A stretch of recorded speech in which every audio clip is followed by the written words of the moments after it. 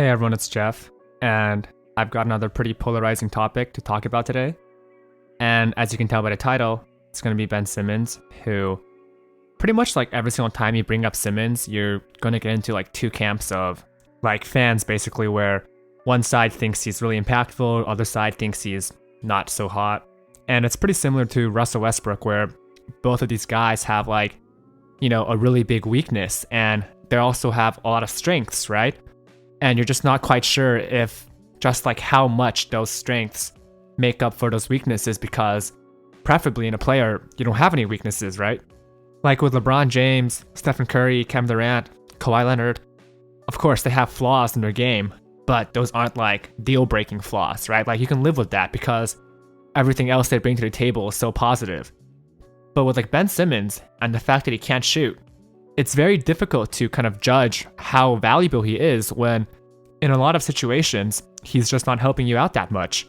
And case in point, and this is what's been kind of bothering me over the last few weeks pretty much with Simmons, is, well, I'm starting to wonder if he actually has that mentality to be a star.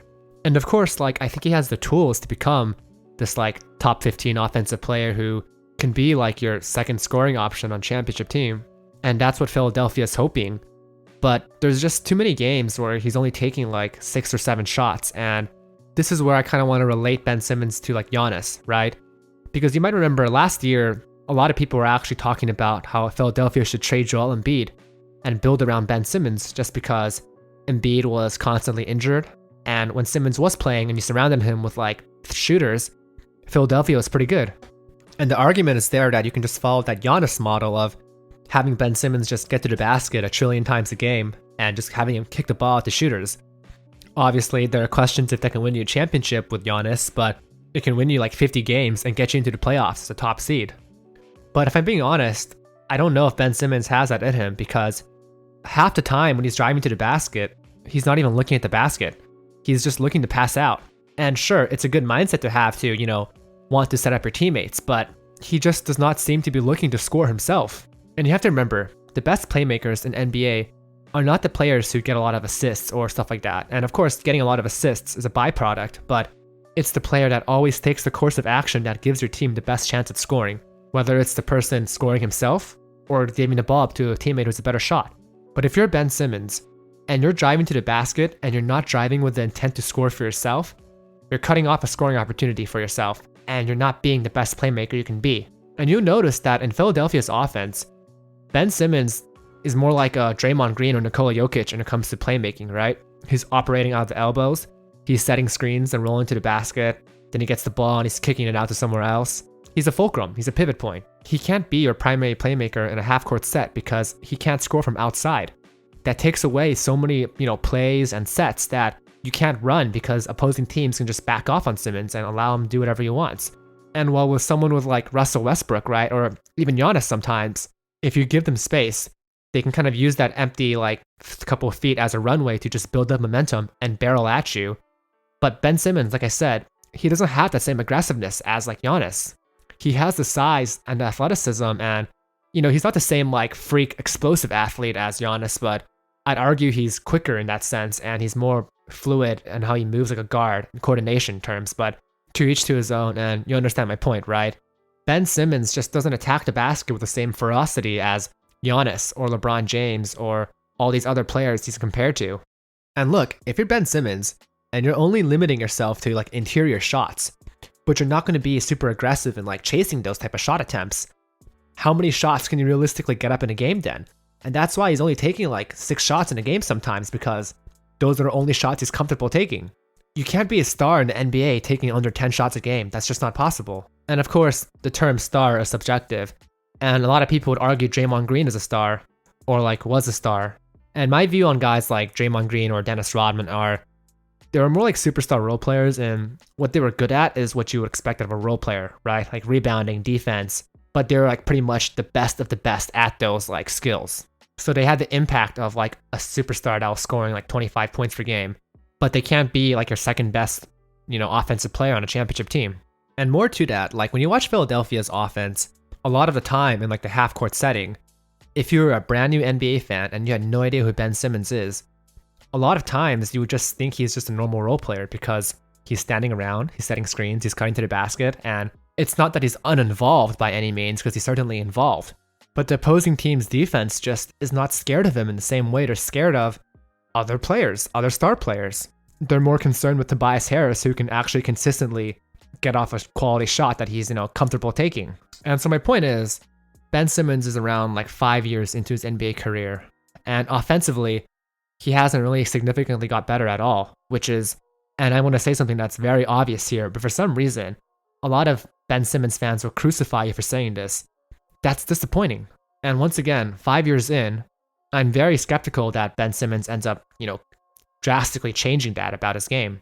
Because honestly, to me, it seems like he's just content with being this like 12 or 13 points per game scorer that, is awesome in transition and just plays elite and great defense, which I'll talk about his defense in a moment because obviously that's probably the best part of his game, aside from his passing. But I believe that that kind of unwillingness to step outside of his comfort zone has been really clear over the past few weeks when Joel Embiid was sitting out and Ben Simmons had to, kind of beat a guy on his team. And Philadelphia won a lot of games during the time stretch, so I'm not criticizing Ben Simmons from a perspective of he should have done this or he should have done that. I'm just commenting on what we observed during this time stretch, and that was Ben Simmons averaging 13 points per game and taking 12 shots a game.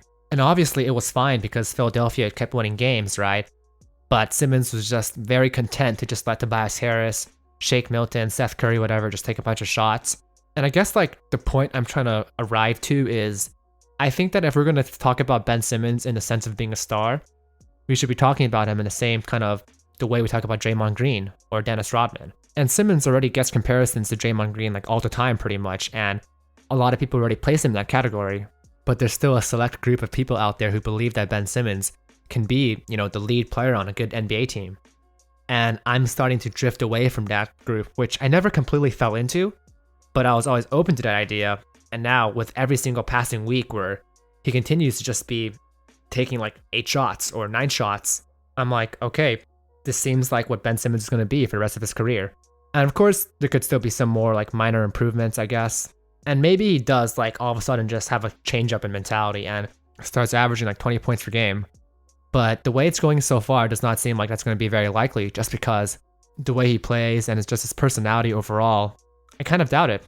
Now, he's obviously still a very impactful basketball player.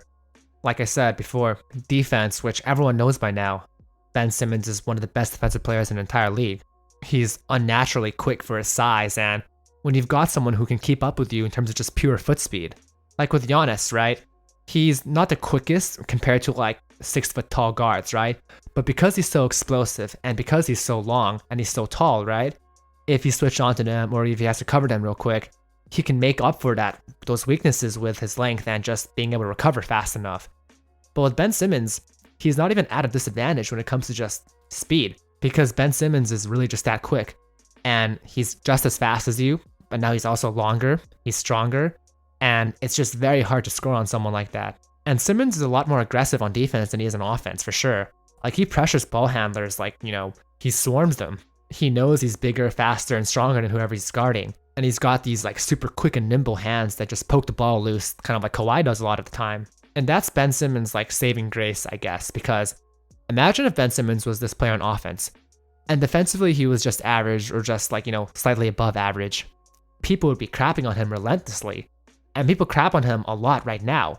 So just imagine how much worse that would be if he was not this great defensive player. I hope this all made sense, because we're kind of getting into like just super nitpicky, nuancing type of stuff that it's really difficult to just kind of present in a black and white way, because it's just not black and white like that.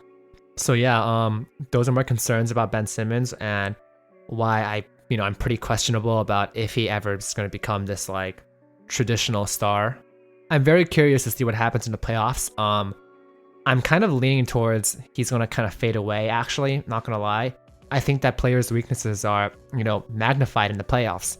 And Philadelphia, well, I don't think Ben Simmons is going to be like a negative because, he's still great at defense and he's going to be a good passer. But I do think his positive impact will be somewhat limited just because teams are going to game plan for him. They know how to attack him on offense. And I'm curious to see how Philadelphia is going to adjust and if they're going to be able to maximize Ben Simmons.